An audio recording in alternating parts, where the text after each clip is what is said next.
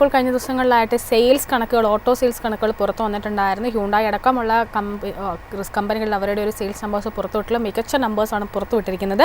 അതുകൊണ്ട് തന്നെ ചില ഓട്ടോ ഓഹരികളിലേക്കാണ് വരുന്നത്. ആദ്യം ചോദിക്കുന്നത് ഓല ഇലക്ട്രിക്കുമായി ബന്ധപ്പെട്ടൊരു വ്യൂ ആണ്. ഓല ഇലക്ട്രിക്കിനെ സംബന്ധിച്ച് പരിശോധിക്കുമ്പോഴേക്ക് ഏകദേശം ഒരു ഓഗസ്റ്റിൻ്റെ ലാസ്റ്റ് വീക്ക് തൊട്ട് ഒരു സെപ്റ്റംബറിൻ്റെ ഒരു ഫസ്റ്റ് വീക്ക് വരെ വളരെ ശക്തമായിട്ടൊരു മൂവ്മെൻറ്റ്, തുടർച്ചയായിട്ടുള്ളൊരു അപ്സൈഡ് മൂവ്മെൻ്റ് ആയിരുന്നു കാണാൻ സാധിച്ചിട്ടുണ്ട്. എന്നാൽ അതിനുശേഷം ഇങ്ങോട്ടേക്ക് പരിശോധിക്കും, കൃത്യമായി പറയുമ്പോൾ സെപ്റ്റംബറിന് 4 ശേഷം ഇങ്ങോട്ടേക്ക് പരിശോധിക്കുമ്പോൾ വീണ്ടും ആ ഒരു മൊമെൻറ്റം എല്ലാം തന്നെ കൈവിട്ടുകൊണ്ട് വീണ്ടും ഒരു ഡൗൺ സൈഡിലേക്ക് ഒരു മൂവ്മെൻ്റ് ആണ് കാണാൻ സാധിച്ചിരിക്കുന്നത്. കഴിഞ്ഞൊരു 3 ദിവസങ്ങളിലായിട്ട് പരിശോധിക്കുമ്പോഴേക്കും ഒരു പോസിറ്റീവ് ടോൺ മെയിൻറ്റെയിൻ ചെയ്യുന്നുണ്ട് എങ്കിൽ പോലും കൂടുതലായിട്ടും ഒരു സൈഡ് വേസ് മൂവ്മെൻ്റ് ആണ് കാണുന്നത്. ഓല ഇലക്ട്രിക്കലുള്ള എക്സ്പേർട്സിൻ്റെ ഒരു വ്യൂ എന്താണ്?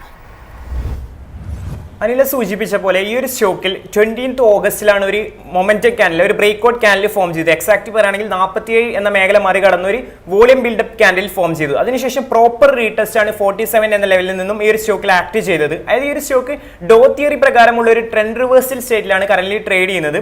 കൂടാതെ അതിനുശേഷം ആ പുൾ ബാക്ക് റാലി കണ്ടിന്യൂ ചെയ്ത് വീണ്ടും ഒരു പുൾ ബാക്ക് സ്റ്റേറ്റിലാണ് ഇപ്പോൾ വന്നിരിക്കുന്നത്. 54 എന്നത് ഒരു നിയർ ടേം ഹൈ ഡിമാൻഡ് സോണായി ആക്ട് ചെയ്യാനുള്ള ഒരു പോസിബിലിറ്റി ഉണ്ട് എന്നാണ് എക്സ്പെർട്ട് ഒപ്പീനിയൻ. 64 എന്ന മേഖല മറികടക്കുകയാണെങ്കിൽ വീണ്ടും ഒരു മൊമെന്റം ബസ്റ്റ് ഈ ഒരു സ്റ്റോക്കിൽ നിന്ന് എക്സ്പെക്ട് ചെയ്യാവുന്നതാണ്.